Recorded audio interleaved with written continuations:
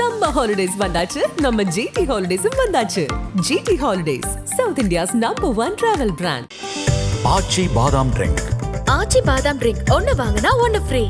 நாமக்கல்ல Tiruchengode main road எர்ணாபுரத்துல இருக்கிற Spiro prime public ஸ்கூல்ல +2 போர்டு எக்ஸாம்ஸோட சேர்த்து நீட் அண்ட் JEE கோச்சிங்கும் கொடுத்துட்டு இருக்காங்க. The legend Ajith Kumar sir நடிக்கும் குட் பேட் அக்லி திரைப்படத்தின் இயக்குனர் யாரு? The great Adhik Ravichandran. ஒரு அரங்கம் நிறைந்த கைதட்டல் கொடுங்க. நம்மளுடைய மோஸ்ட் ஃபேவரட் அஜித் சார் நடிக்கக்கூடிய குட் பேட் அக்லிக்கான உங்களோட சொல்லாதீங்க, நம்ம எல்லாரோட most favourite Ajith sir. Absolutely அவர் நடிக்கக்கூடிய திரைப்படம் குட் பேட் அக்லி. அதனுடைய முதல் ப்ரொமோஷனல் ஸ்டேஜ் அப்படின்னா அது ஸ்டுடியோ ஒன்னுடைய கோல்டன் ஐக்கன் அவார்ட் சொல்லும்போது எனக்கு ரொம்ப ரொம்ப ரொம்ப சந்தோஷமாக இருக்கு sir. Thank you so much. And ரொம்ப முக்கியமாக தல சார்னுடைய படம் அப்படின்னாலே எப்படி இருக்கும் அதிரும் அப்படிங்கிறது எங்களுக்கு தெரியும். ஆனால் ஒரு அஜித் சார்னுடைய ரசிகனாக ஒரு படம் எடுக்கும்போது அது இன்னும் ஒரு பெரிய கொண்டாட்டமாக இருக்கும் அப்படிங்கிறது திருப்தியாக எங்களுக்கு இருக்கு. ஸோ நீங்க சொல்லுங்க, how happy are you to be here? முதல்ல எல்லாருக்கும் வணக்கம். என்னை இங்கே கூப்பிட்டதுக்கு ரொம்ப ரொம்ப நன்றி. குட் பேட் அக்லி வந்து என்ன சொல்கிறது, என் லைஃபோட ஒரு முக்கியமான ஒரு எபிசோட்னு கூட சொல்லலாம்.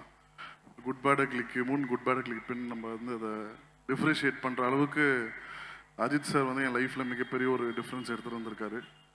நான் அந்த டிஃப்ரென்ஸ் வந்து ஸ்க்ரீனில் எடுத்து வர ட்ரை பண்ணியிருக்கேன்.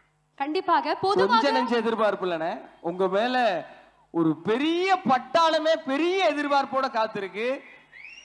ஏகே சார் ஸ்கிரீன்ல வந்தாலே எங்களுக்கு கொண்டாட்டம் தான். ஆனா ஸ்கிரீன் முழுவதும் அவரை நீங்க கொண்டாடி இருக்கீங்க. எப்படி கொண்டாடி இருக்கீங்க? நான் அஜித் சாருக்கு போஸ்டர் பேனர்லாம் வச்ச பையன். ஸோ எனக்கு இது வந்து லைஃப்பில் வந்து ஒரு மிகப்பெரிய ஒரு ஆப்பர்ச்சுனிட்டி.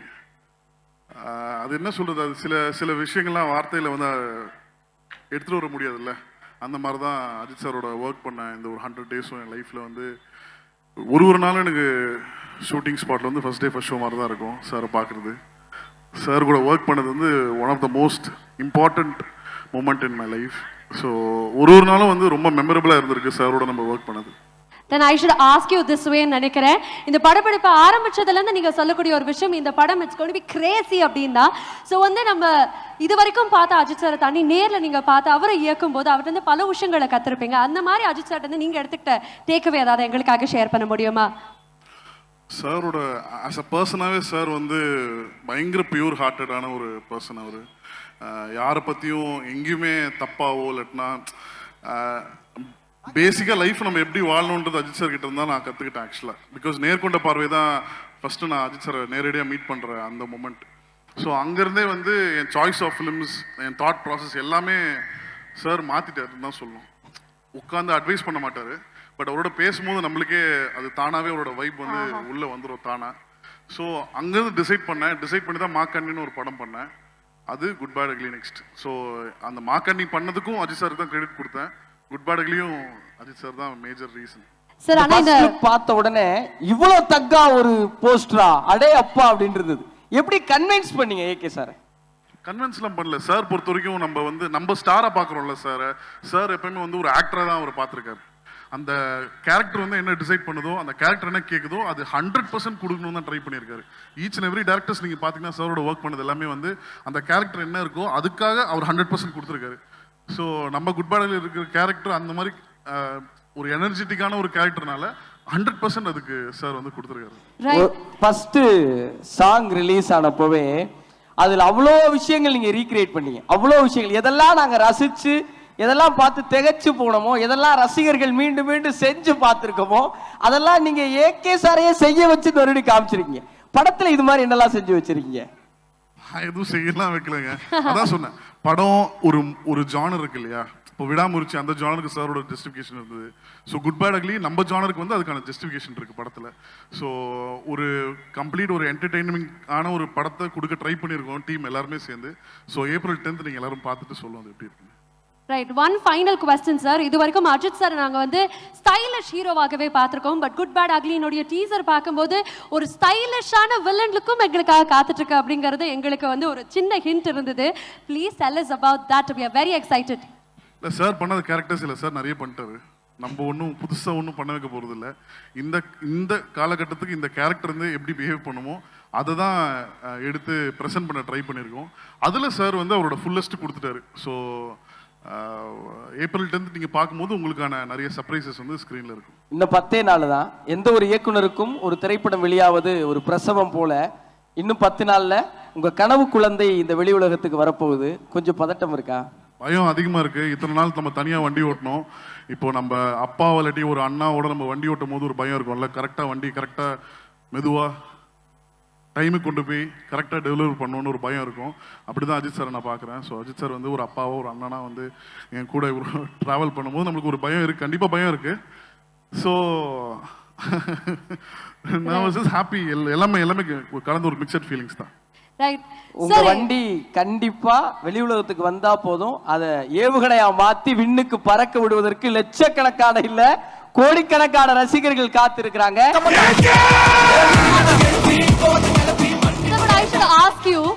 படத்துல மாசுக்காக தான் ஏகே சாரோடைய ஃபேன்ஸ் வந்து திரையரங்குகளுக்கு போவாங்க. ஸோ அதனால ஒரு தலை ஃபேனாகவே உங்கள்கிட்ட கேட்குறேன், படத்துல மோஸ்ட் மாஸ் சீன் அப்படின்னா அது இன்ட்ரோ சீக்வன்ஸாக இருக்குமா இல்லை இன்டர்வல் பிளாக்காக இருக்குமா? வாட் இஸ் இட் பிராஸ்? எப்படி இப்போ சொல்ல முடியும்? சும்மா லைட்டா எனக்கு தெரிஞ்சு எல்லாமே மாசா தான் இருக்கும்னு நினைக்கிறேன். இப்போ என்னன்னா குட் பேட் அக்லி வந்து மாஸ் ஆடியன்ஸ்க்கான ஒரு படமா இருக்கும். ஒரு எமோஷன் இருக்கு படத்துல. ஏன்னா எமோஷன் இல்லாத மாஸ் வந்து என்னைக்குமே ஒர்க் ஆகுதுன்னு நான் எப்பவுமே பிலீவ் பண்ணுவேன். ஸோ எல்லாத்துக்கும் ஒரு ரீசன் இருக்கும் படத்துல.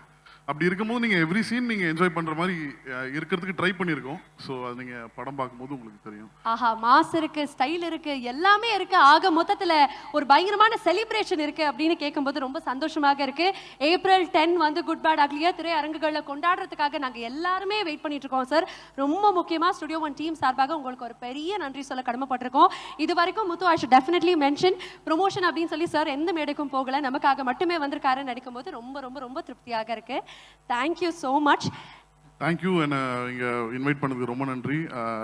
இந்த நேரத்தில் என் ப்ரொடியூசர்ஸ் மைத்ரி மூவி மேக்கர்ஸ் அவங்களுக்கு நான் ரொம்ப நன்றி சொல்லிக்கிறேன். பிகாஸ் ரைட் ஃப்ரம் ஃபர்ஸ்ட் டேலேருந்து இப்போ வரைக்கும் வந்து ஒரு டேரக்டர் என்ன தேவையோ, ஒரு படத்துக்கு என்ன தேவையோ அது இம்மீடியட்டாக அது கொடுத்து எங்கள் எல்லோரும் ரொம்ப கம்ஃபர்டபுளாக வச்சுருக்காங்க. ஸோ இந்த நேரத்தில் என் ஹீரோ என் ஸ்டார் அஜித் சாருக்கும் நான் நன்றி சொல்லிக்கிறேன். பிகாஸ் முன்னாடி வந்து ஒரு டேரக்டராக நான் எல்லாருக்கும் தெரிஞ்சேன். இப்போ அஜித் சார் படம் டேரக்டராக எல்லாருக்கும் தெரிகிறேன்னா அது அஜித் சார் தான் காரணம். So I thank Ajith sir and I thank Mythri Movie Makers. Thank you. பொதுவா எல்லா இயக்குனர்களுக்கும் படம் எடுக்கிறதுல ஒரு தனி ஸ்டைல் இருக்கும். ஆனா ஆதித்ய ரவிச்சந்திரன் சாருக்கு மட்டும் கதை சொல்றதுலே ஒரு ஸ்டைல் இருக்குன்னு சொல்றாங்க. அது என்னங்கிறத திரையில காட்டுறதுக்காக எங்க டீம் அவளோட காத்திருக்கு. LED please.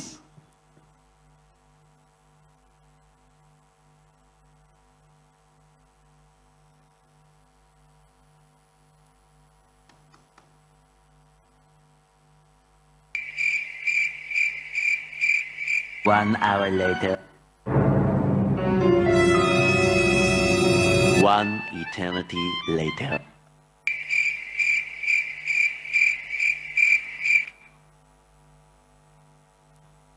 நீங்க கதை சொல்லும்போது ஒரு இடத்துல ஆரம்பிச்சு வெவ்வேறு இடங்களுக்கு போய் கதையை வித்தியாசமா கொண்டு போய் முடிப்பீங்கன்னு கேள்விப்பட்டிருக்கோம்.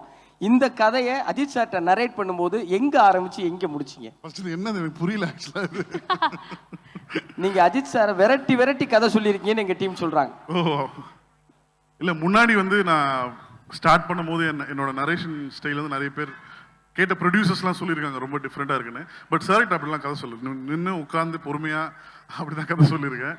ஸோ ஃபஸ்ட்டு சார்கிட்ட கதை சொல்ல போகிற மூமெண்ட் வந்து ரொம்ப ஒரு நர்வஸான மூமெண்ட் தான் ஆக்சுவலாக. எப்பவுமே சார் வந்து ஒரு ஹிட்டான ஒரு டேரக்டரு இல்லாட்டினா இவன் அப்படின்னு பார்த்து பிக் பண்ண மாட்டார். இவங்கிட்ட ஏதோ ஒன்று இருக்கு, சரி நம்ம இவங்க கூட ஒரு படம் கொடுப்போம்னு சொல்லி தான் யோசிப்பார். அப்படி தான் எனக்கும்.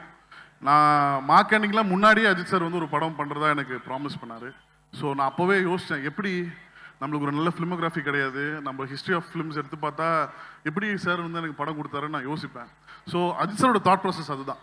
ஸோ கரெக்டான ஒரு டைமிங்கும் ஒரு பிளாட்ஃபார்முக்கும் ஒருத்தனுக்கு வந்து அமையலை அப்படின்னா அதை அமைச்சு கொடுக்குறது தான் அஜித் சார். ஸோ அப்படி தான் எனக்கு வந்து அவர் அமைச்சு கொடுத்தாரு.